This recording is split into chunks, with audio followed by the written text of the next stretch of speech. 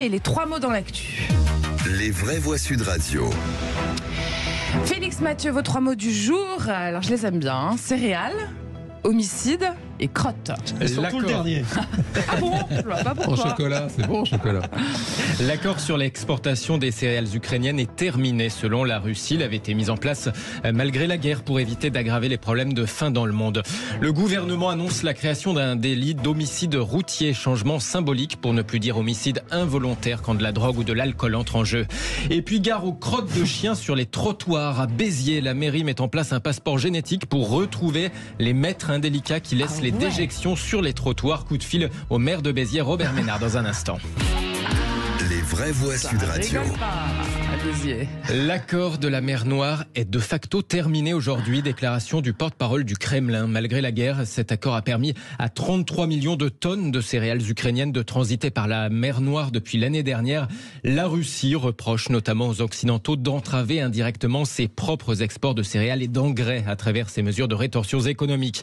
Plus d'accord donc, même si les dirigeants du monde entier espèrent encore faire changer d'avis Vladimir Poutine, à commencer par le président turc Recep Tayyip Erdoğan, médiateur sur ce sujet des exportations de céréales. Nous avons exprimé à plusieurs reprises combien il était important de poursuivre l'initiative de la mer Noire sur les céréales. Ces derniers jours, nous avons intensifié nos efforts diplomatiques sur ce sujet. Mon ministre des Affaires étrangères s'entretiendra avec son homologue russe. Je m'entretiendrai également avec M. Poutine. Lorsque nous le rencontrerons en août dans notre pays, nous aurons l'occasion de discuter de toutes ces questions. Nous discuterons également de la manière dont nous pouvons agir pour ouvrir la voie au transfert de céréales et d'engrais russes. Peut-être qu'en attendant, pour faire avancer les choses, nous pouvons prendre des mesures par téléphone avec M. Poutine sans attendre le mois d'août. Le président turc Recep Tayyip Erdoğan, ce retrait russe intervient quelques heures après des frappes de drones ukrainiennes qui ont en partie endommagé le pont de Crimée en tuant 2 civils sur l'édifice selon la Russie.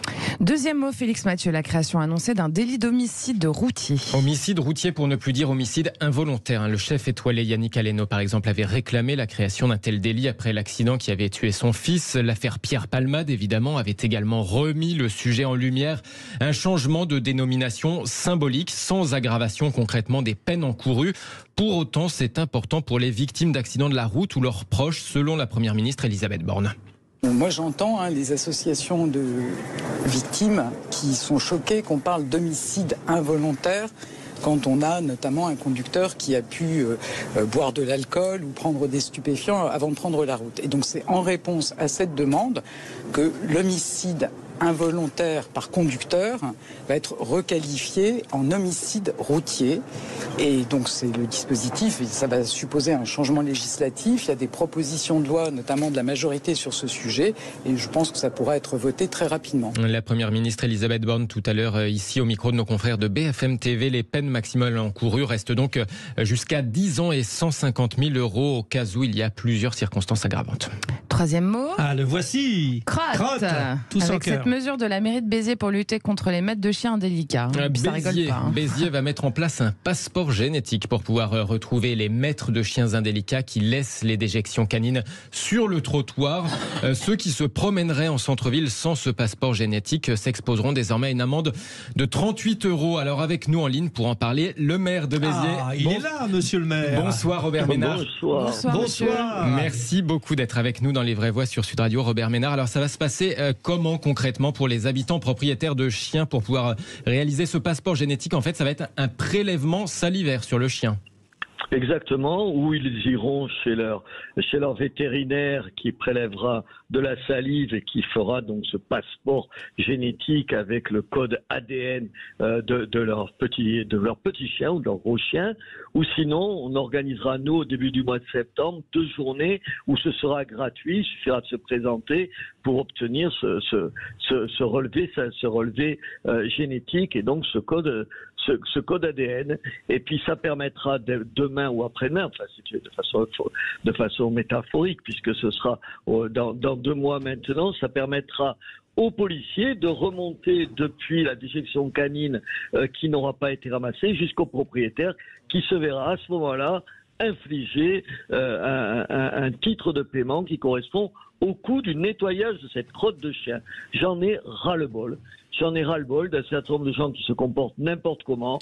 J'en ai ras-le-bol d'un certain nombre de gens qui ne respectent rien, ni leurs voisins, ni rien du tout. J'en ai ras-le-bol que de devoir regarder où je mets les pieds plutôt que d'admirer les rues et les monuments de ma ville. On va avoir des chaussures toutes propres alors, hein, monsieur le maire. On va avoir des chaussures toutes propres. On rappelle que relever l'ADN de nos animaux, ça ne fait pas mal. Ça paraît une évidence, mais il faut le préciser quand même. Hein. Ah bien sûr, c'est un coton qui prend la salive dans la bouche de votre chien, et puis c'est aussi simple que ça. Écoutez, ça fait sourire tout un tas de gens, sauf quand ils marchent dans une crotte, la salive fait plus sourire. Bien sûr. En plus, moi, c'est toujours de la gauche et ça porte malheur, paraît-il. Ah non, c'est l'inverse. Ah, c'est l'inverse. C'est vous, Robert Ménard, qui avait dit qu'il fallait marcher de la droite. Non, mais vous pouvez pas savoir, c'est un souci de tous les jours. Mais on le sait, bien sûr que si, bien sûr. J'ai fait un relevé, j'ai demandé à mes services de le voir, en cœur de ville, dans la partie historique de la ville. C'est plus d'1 millier de crottes qu'on ramasse chaque mois. Vous savez, des pays l'ont réglé ce problème, en Espagne, en Italie, en Grande-Bretagne. Ça existe, ce système-là. Oui, ils font ça et c'est efficace, paraît-il, hein, dans ces pays. Hein. Ouais. Dans la ville de Valence, en Espagne, vous voyez, au sud de Barcelone, l'équipe municipale me disait qu'ils ont mis en place ce système.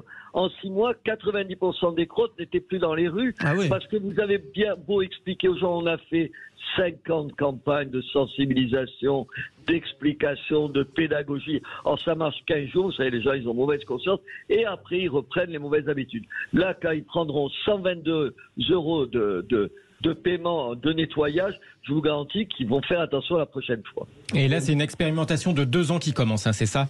Exactement, pour pouvoir avoir l'autorisation. Vous avez vu que l'État, enfin le préfet ni le sous-préfet n'ont contesté cet arrêté. Il fallait à la fois qu'il soit dans une zone déterminée, délimitée, le centre historique. Deuxièmement, que ce soit une expérimentation.